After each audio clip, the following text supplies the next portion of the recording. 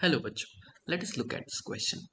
When the concentration of solutes differ on the two sides of a membrane permeable only to water, यानी कि हम एक semi permeable membrane की बात कर रहे हैं।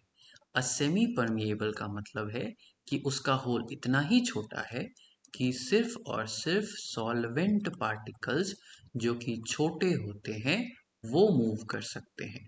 कहाँ से कहाँ मूव करेंगे? जहां पे सॉल्वेंट ज्यादा है, high solvent concentration to low solvent concentration. Solvent water एक यूनिवर्सल सॉल्वेंट है, तो इसलिए हम आराम से वाटर भी कभी काल डेफिनेशन में यूज कर देते हैं, राइट।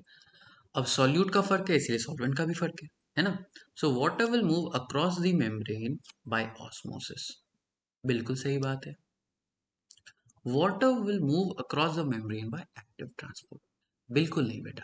एक्टिव ट्रांसपोर्ट के लिए हमें प्रोटीन्स और एटीपी दोनों की जरूरत होती है, ठीक है। तो हम ये गलत हो गया हमारा। Water will move across the membrane by facilitated diffusion. Once again इसके लिए भी हमें प्रोटीन्स की रिक्वायरमेंट होती है।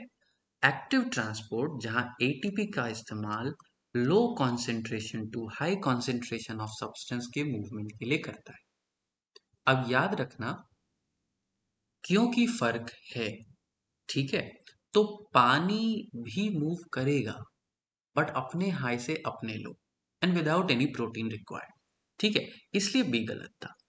सी भी गलत क्यों है? सी यानी फैसिलिटेटेड डिफ्यूजन हाई कॉन्सेंट्रेशन से लो कॉन्सेंट्रेशन ही मूव करता है सामान को, लेकिन ये एक प्रोटीन का इस्तेमाल कर रहा है।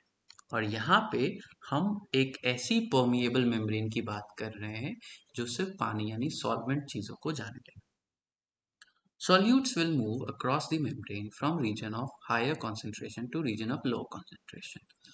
अब क्वेश्चन ने साफ साफ बता रखा है दैट परमिएबिलिटी किसके लिए है? सिर्फ पानी के लिए। तो सॉल्यूट मूवमेंट तो होगा ही नहीं। Hence B, C and D are wrong and the final answer is A. Hope you understood. All the best.